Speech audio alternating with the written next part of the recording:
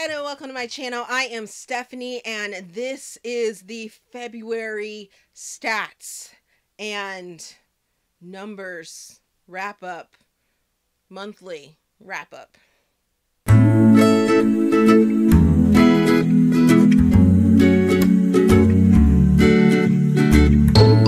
As I've been doing for a while now, this monthly wrap up is going to be strictly the numbers and some mentions of books here and there, because if I was to do all of the books that I read in one video, it would be super long. So that's why you guys get the weekly wrap-ups every single Sunday. If you haven't been watching them, they come out on Sundays, usually Sunday evenings, but they're also down in the description box if you want to go check them out. If there's specific books that you want to look at or anything like that, make sure you stay to the end of this video, because I will do a slideshow of the breakdown of each week in which books are reviewed, and then you can go to that corresponding review week if you want to hear more about certain books that aren't mentioned in this video, that fit into different categories and things like that, but that pique your interest. So let's get to the things that you guys want to hear about.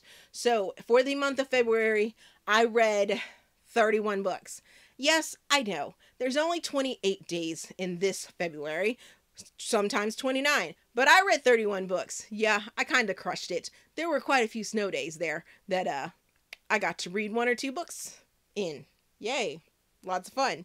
And in that breakdown, I read 17 audiobooks, 14 ebooks, 9 of them were ARCs, and I forgot to check to see how many were scheduled. I believe I had 5 scheduled. So 9 ARCs were some ARCs that I had in the past that I finally got a chance to read and catch up on. In that breakdown, that equates to 126 hours and 8 minutes worth of audiobooks for a total of 7,368 pages consumed. That is including audiobooks in pages, because they're just reading what's on the page to me. For the star breakdown is as follows. I DNF'd 1 book. I had 0 1-star books, 0 2-star books, 2 3-star books, 19 4-star books, and 9 5-star books.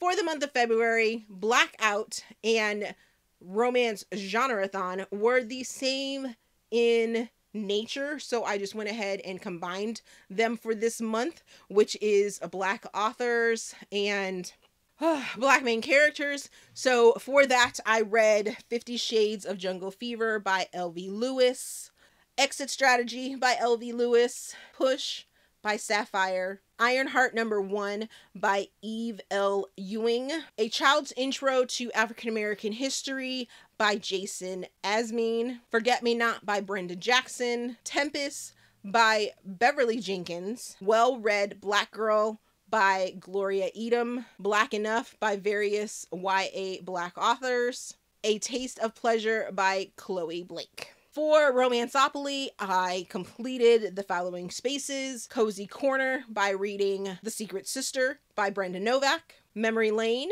by reading Tempest by Beverly Jenkins, Warrior's Way by reading Fire in His Kiss by Ruby Dixon, Austin Rowe by reading The Hunter by Kerrigan Bryn, Subway for Downtown, I read Drowning to Breathe by A.L. Jackson. And for the mystery space, which is from February the 1st until April the 1st, which is Fated Mates, I read Fire in His Embrace by Ruby Dixon. For readathons, I participated in 2 readathons, which was Blackathon, which is an all-month readathon that was hosted by Jess from Bowties and Books, Lauren from the novel Lush, and Francina from Francina Simone. I did complete all of those challenges, and I will be doing a wrap-up of that.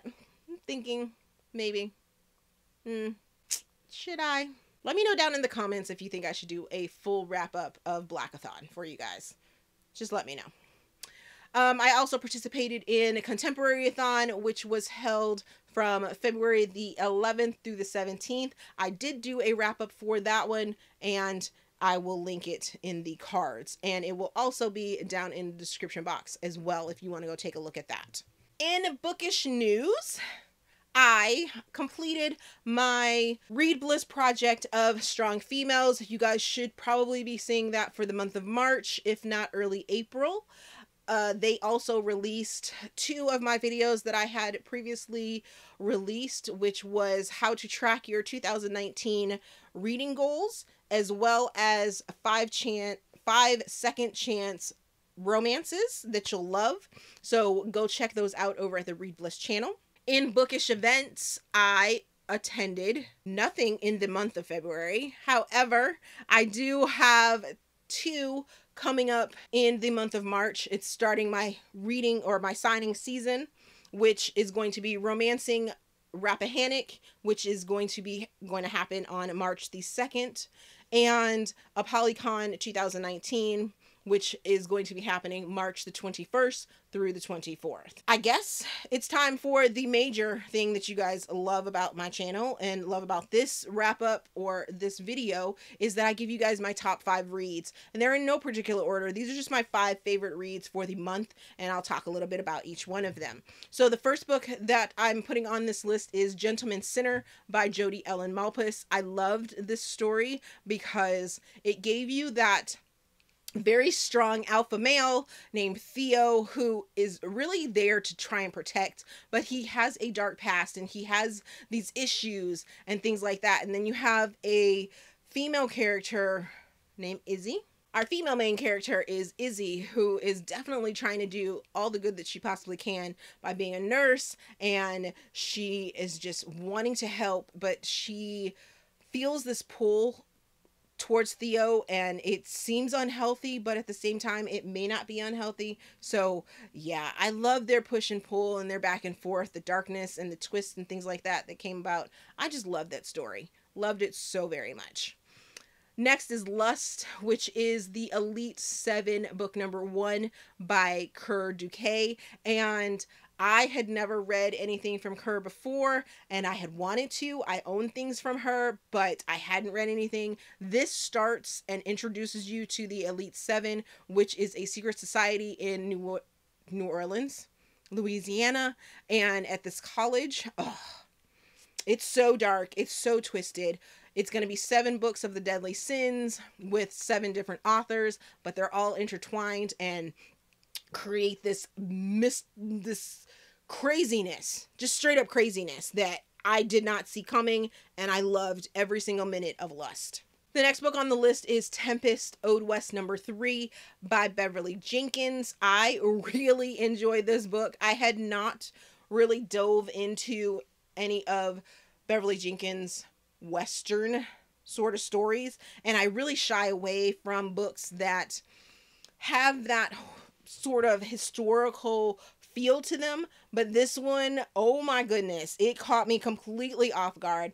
It was so scandalous, and it's set in the late 1800s, and our girl is off the chain amazing. I mean, she is independent, she's sassy, and whew, the sexy time is just crazy off the chain, and I really enjoyed it. I can't wait to go back and read some of the other books and read more. I did receive an arc for, I believe it's Rebel, that Beverly Jenkins is releasing, and I can't wait to get to that because it has that same sort of look when it comes to the cover, and I'm looking forward to jumping into this one. The next book on the list is Forget Me Not, which is Catalina Cove number 2 by Brenda Jackson.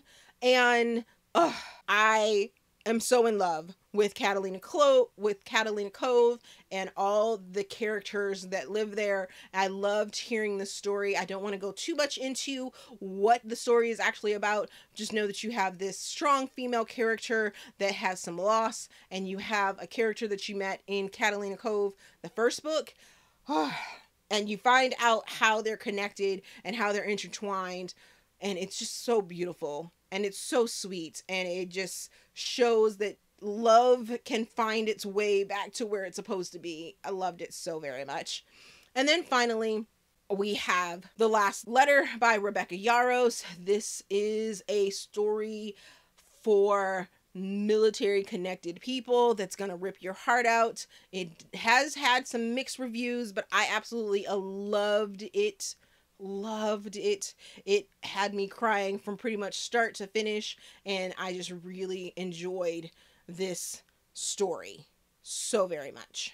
I forgot to say, for book news, I guess you could say, I received a copy of The First Lights by Christy Pastore, which is the old cover, and she has now recently re-released it with a different cover, but I won this in a giveaway, and I'm so excited that I got this old cover, and I can't wait to someday finally meet Christy, because yeah, I love her so much. I love her books. And this story follows Hannah and Wyatt, and they're intertwined in quite a few of the other books. You don't hear about them before, but you get a feel of the other characters here in this book.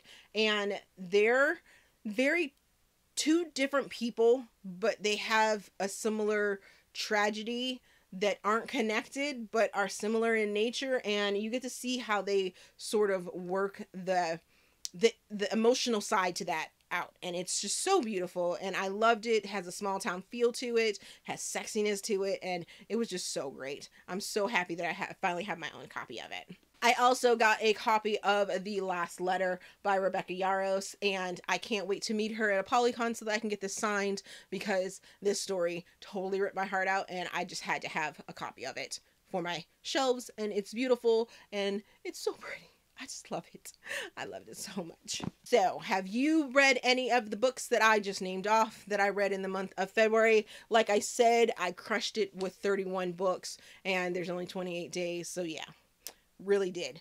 Make sure you stay to the end of the video, and you can always time jump, by the way. Forgot to say this in the beginning, but you can always time jump if you check the description box. I have it all categorized out, so if there's something specific you want to look at, make sure you time jump, and you can time jump to the slideshow right now while I do my closing.